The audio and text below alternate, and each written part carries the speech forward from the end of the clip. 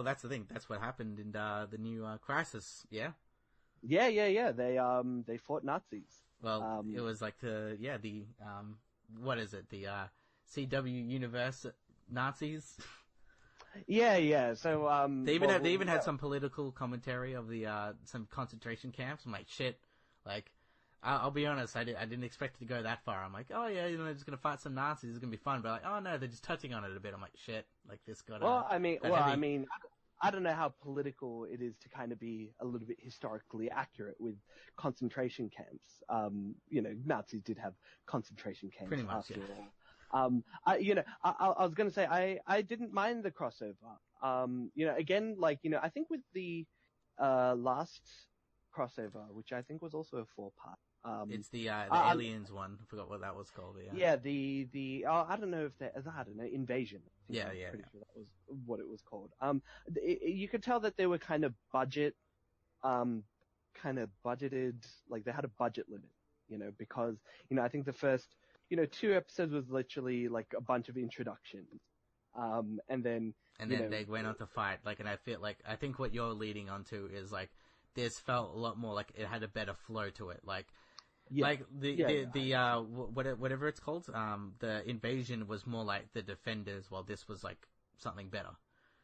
Yeah, not to say that Invasion was bad. I actually really did like the crossover. I did like, some of the, again, like the budgeted CGI stuff that they did, for example, would have been, kind of in episode 3, which was, I think, the Arrow crossover, which is, basically they went into the spaceship, the mine. They're trapped in the spaceship, and they're reliving kind of the best memory of what they would want their lives to be like. Like that was a pretty interesting episode to see. Also quite interesting that they didn't actually get the actor for Slade Wilson to come back, because I think they were having a little bit of issues with with the actor around then, so they never had Slade unmasked for any scenes that he was in. So I kind of found that really funny.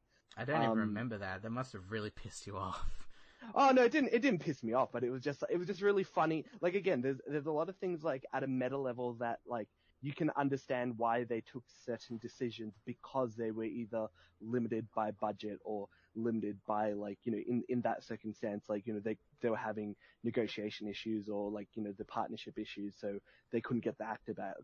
Another way they did it with this season is all the kind of Nazi doppelgangers, they wore masks to kind of hide the fact that Well, the one thing was, to hide who their real identities were. The big shock. The big reveal. The big reveal. But the other thing that, it was also kind of done for is because, so you could have, 2 actors, you can have another actor play, the Flash. Evil version, yeah. Or something. Although that being said, they kind of didn't need a mask for the Flash, because it was actually Harrison Wells. Wells. But it's not really Harrison Wells, it's, Eobard Thawne, yeah.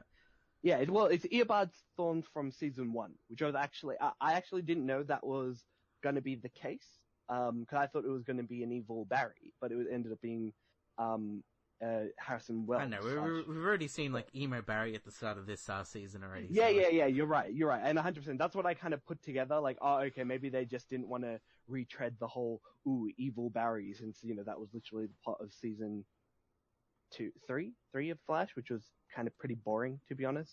That was the downfall of Flash for a little bit, yeah. Yeah, I actually really liked the plot of season 3 of Flash. I liked, Savitar being I just kind of wish the person was someone, I don't know, someone better. Anyways, but that's just me being nitpicky about season 3. But yeah, with this, it's I don't know, I like the crossover as a whole. It was interesting. I think one of the opening acts, you see, kind of Nazi Arrow fighting, or the Führer, fighting, what is quintessentially supposed to be DC's version of Captain America, which is, I think, the Patriot, not the Patriot, I forget his name in Supergirl. Essentially, it's Jimmy Olsen's, superhero alter ego. which is the reason, who's got like this kind of shield, like pretty much like Captain America. Yeah, pretty much, yeah. And yeah, so it's pretty funny. They are making homages to. Well, there's actually a lot of that's one of the main reasons why I like a lot of these the CW shows is just like unlike the Marvel ones, they are very like kind of self-aware. Like there's not only that, there's even in the crossover where the Firestorm, when Firestorm was talking, it's like, oh, like Spidey senses and stuff like that. I'm like, yeah, I see what you did there, and or like, it feels like more like instead of just being in a separate universe, it does feel like more like it's our universe, just that whole thing. It kind of seems like at least in the DC TV CW universe that Marvel Comics does exist, but it's only in comics, which is quite interesting as well. Because they do make mention, like in several episodes, like beforehand, about like hulking out and things like that. So and so what else? Like I like the plot about Supergirl kind of being like kind of dying essentially. Once again they did the what is it, like the you should read it, and there's gonna be my pick of the week. I'm just gonna put it out there. I think it's the Red Son of Krypton. That is kind of like a what if graphic novel, and it's like a what if Superman was instead of landed in the US, landed in Russia during like kind of the Cold War and everything. So like he's more like very like once again red sun, red dictatorship, and I think they even talked about it like earlier in the crossover when like Supergirl's like there's evil Supergirl and the normal Supergirl, and evil Supergirl's talking about you adopted the Americana version. And I think, that's kind of fun. So, like, they basically sort of did that, but with basically Supergirl. So I thought that was really cool. Yeah. And I mean, it's kind of a little bit of a thing that they do with Supergirl's character. They kind of put a lot of Superman's arcs and just give it to her, which is kind of annoying, I guess, because, those kind of things are like what define his character. But regardless, like, yeah, it was interesting to see. I think they do refer to her like maybe once or twice as Overgirl, which is basically what she is actually called in one of the comics, because there is actually a comic that was actually released maybe last year or so, where we do get a depiction of like Nazi Superman. There is the Red Sun universe that you did mention, but there is also a Nazi Superman that does exist, and that's like only relatively recent, and it makes a lot of like kind of references to kind of Crisis of Infinite Earths as well, because Overgirl dies in the comic arc in particular that they're involved in, and so there is a Overgirl in that as well. I kind of like the one thing I really liked was the costume. Like a lot of it, like it's kind of a bit of a joke that the Nazis were pretty well dressed because Hugo Boss basically were the designers for the Third Reich. And I think in saying that, I actually really like the costume designs for all the villains. I really like the kind of the usage twist. of like the use of like the SS symbols, because for Supergirl, S, the S insignia, and also for the Flash, the lightning bolts. It kind of works very well with the theme of those characters. And I just really like how it all kind of fits the theme of those characters. Arrow's character is just like a black mesh, and then it just has like it kind of looks like an alternate universe, like an alternate like costume, like in like Injustice or something. Yeah, exactly. Like, I really like, how it looked, like the design for like, the kind of soldiers and stuff, where like kind of, made you think, oh, hey, it is, kind of, set in it. At the same time, like, it does confuse me that like, it didn't seem like there was a lot of, progress in terms of like, like scientific progress. They still shot bullets. They still kind of seemed like they were stuck in the 1930s, but I guess like, that's, what you kind of take away from what they kind of describe to be a literal fascist society that exists in that particular world. Well, that actually reminds me of like I just ordered Wolfenstein 2, and I'm going to be playing that soon. But like also, I've heard Man in the High Castle is actually a pretty good TV show. which is basically that's basically the premise of like, what if the Nazis won World War II, and it's kind of like set in the more like modern-ish day. So like I'll probably watch that at some point, but yeah, that's kind of like the premise of it. So what do you think about like I forgot his name, the scientist guy dying in the whole firestorm thing? Because that was pretty much like the big emotional, payoff scene in this whole thing, aside from like, both couples in The Flash and Arrow got married, but they got married. Yeah. Yeah. You know what? It's a little bit disappointing because I kind of wanted Stein to have his, heroic moment. Not his heroic moment, but more like I wanted him to just live his life. Like he just like that's how they send the character off, not by him dying, but rather he just got to live the rest of his life with his daughter and his wife. Because I kind of thought, like, they kind of made allusion to it in the what is it, the Legends of Tomorrow TV show, and they basically showed like, oh hey, look, he wants to go back. It's one of those things that, okay, yeah, because they're referencing it a lot, and he wants to go back home, and he's just a day away from retiring. He's just going to end up dying, right? Like, it's one of those things that, they definitely like, hyped it up just to kind of like rip it out from you, but at the same time, I thought that's how they were, well, it would have been nice if that's how they sent off the character rather than a very generic, he died. Even the way he died wasn't that like great either. Like, he managed to switch the gate open to allow them to exit, which I think just got shot. Yeah. Yeah, I don't know. I just kind of felt like, again, it seemed to be a case that and it kind of has to be for the sake of the fact that certain characters in certain situations would just be way too overpowered for the basis of the plot, right?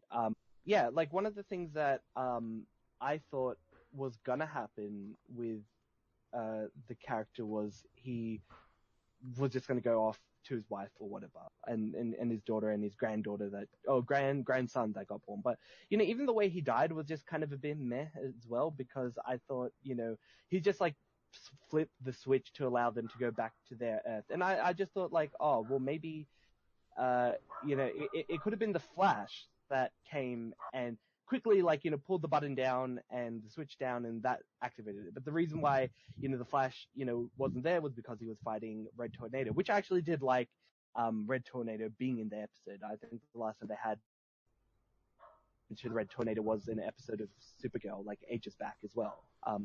But yeah, like, it's one of those things that they have to kind of, not either they have to nerf really strong characters or put them in a super ridiculous situation, so they can't be used. For example, Cisco being someone who could literally vibe people into different universes or multiverses.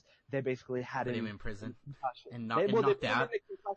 Yeah. And then they put him in prison. And he kind of helped in the end. But even then, like, it's one of those things that is like, yeah, like if he had been around, like a lot of the answers to the plot would have been solved. Yeah. Been solved. Well, that's the age-hard question when it comes to all these like crossovers. When when you write in the comic book, when you do these crossovers, like, hey, why doesn't this person show up? Like, I feel like in the movies it's a lot harder to do.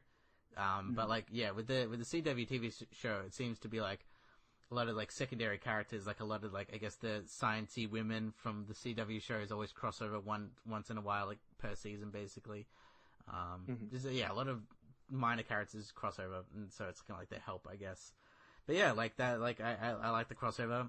Good chemistry with the characters. I feel like once again, there's so many characters, so they kind of have to kind of rush everything along, and be like, oh, this character, let's do this and this. But overall, I think the main story of it's pretty cool. And especially with the I think this is the one of the last times you see Captain Cold. Or is it Captain Cold? Or yeah, it's Captain. Yeah, Captain Cold. Yeah. Cold. And like, I think the actor, I forgot his name, but I think this is like one of the last times he's actually going to appear, or like this is like his last time, or something like that. That's what I heard. The thing. Yeah. Well, is it really? Well, it's a bit of a shame. I actually really like him and I guess I forget the fire dude. Yeah, the Prison Break brothers, basically. Yeah, the Prison Break brothers. Like, I like them being together, and I know, like, it's and it's the same thing. I think Stein, the professor, like, he wanted to go back to theater acting. So, that's part of the reason why they probably, got rid of him this way. It would have been, like, I kind of like the concept of characters just kind of leaving and then potentially coming back for, whenever the plot needs them. It's kind of like what they're doing with, Snart's character, Captain Cold's character. They kind of, like, he'll come, like, here and there, like, randomly, like, when multiverse events, but, it'd be nice to see, they kind of, it would overthrow I guess, the sacrifice that he makes at the end of season 1 of Legends of Tomorrow, but I think even they know, like, that was done for more, like, because he was going back to do Prison Break. Like, that, again, this is like one of those things, like, it's like, if you know why, characters leave and come back, it's like, yeah, it reminds me of, like, currently right now with The Walking Dead, one of the main characters, Michonne, she's, like, barely in this season, and I think it's because she was, filming, Black Panther, so I'm like, yeah, that makes, like, a lot of sense. Okay, yeah, exactly. It's like one of those things that you sometimes, like, forgive, the plot, and I think the same thing, like, Snart ends up staying, because he tells the Ray that, I think I'm gonna stay on this Earth for a little bit, but I'll come back. But it's not really explained, like, why he's staying, like, other than the fact that he's staying for the funeral, maybe, question mark? Like, I'm not really too sure as to why he's staying. Maybe those things will be answered in, the next episode of Legends of Tomorrow. Which I think is like, which I think is like the finale for most of these TV shows. Like, yeah, I think they get, like, they basically get 1 week or 2 more weeks, and that's basically it for the year. Yeah, I think all of the shows are having their mid-season finales. Yeah, well, like, that's the thing. Even Riverdale as well. Like, everything is pretty much slowing down a bit. Yeah. Which is sad, because I just want to watch all the things. I want them to finish. But now you got more time to watch other things. I guess there's always a silver lining. But yeah, the other thing I was also really confused about was why or how the Ray ended up on Earth X. I don't think that was ever explained at all. Like, other than the fact that, like, they mentioned, it's like, oh, like, where you guys from? Oh, Earth 1. It's like, and the Ray's like, hey, I'm from Earth 1. Yeah, I actually didn't get that. Really... I'm like, they just said, oh, so whatever, but then I was like, but that was the excuse? I'm like, okay. Yeah, like, I was very confused about how he got there. Like, the other characters make sense, Yeah, because they're all, like, together, basically, yeah. Yeah, but I didn't understand as to why, or how he was there. But yeah, like, the other thing, I kind of liked about this season was, just the character chemistry. Like, it's nice to see, like, when, like, I actually really liked the Supergirl episode of this season, whereas the Supergirl episode last season was just like, it was just like a regular episode of Supergirl, and then at the end of the episode, she goes off to, the team, the team, which was just like really kind of like a boring way. Whereas in her episode this season was, oh, hey, like, all the characters are interacting, and, you're having, Arrow kind of talk with, the Flash about, what it's like to be married, and, maybe he could be happy. Like, it's all, cool, because everyone has the parallels and everything.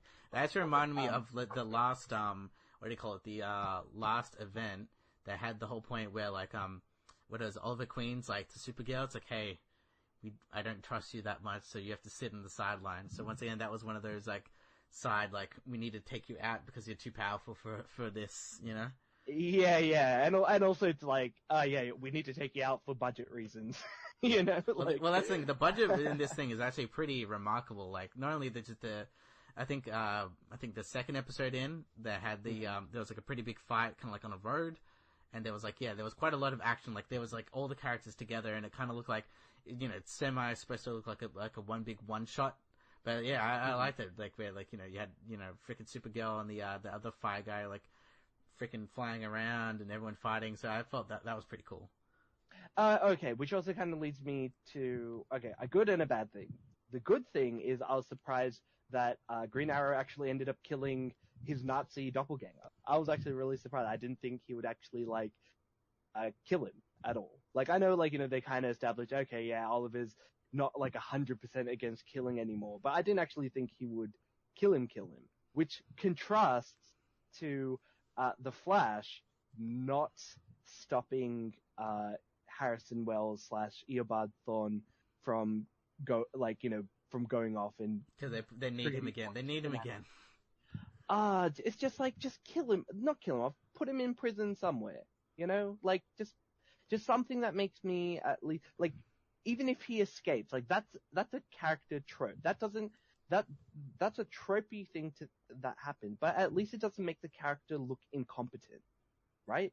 It doesn't make the character seem like, if it was like, Captain Cold and the other rogues gallery that, the Flash deals with. Like, it's always like, it's a bit of a game. Like, it's never really serious between them. Like, they kind of establish it in the comic. Like, they always have like a bit of mutual respect with each other. That, Cold and, what is it? Mirror Master and all those guys, like, they don't like the Flash, but they have a respect for him. Like, they won't like kill innocent civilians. They won't like do this, that. They're like, if the Flash catches him, they kind of accept their fate and stuff. And the Flash doesn't, like, the Flash kind of approaches them as like a bit of a joke, right? Like in terms, like, it's like a daily routine. Haha, you guys are gonna rob this bank and I'm gonna stop you and, get home for dinner on time. But with this, it just kind of pisses me off because it just makes the character, seem really incompetent, especially given like all the development that he's had. And especially like, they talk about, the fact that he hates him because, he killed his mother and basically led to all the bad shit that happened in Barry's life is because of that one moment, yeah. And he just kind of, oh, yep, go. It's like, oh, okay, because that's not going to lead to anything bad. I don't know. It's just like, sometimes the writing is pretty cool and there's things that happen that are really awesome, but then they just do shit like this.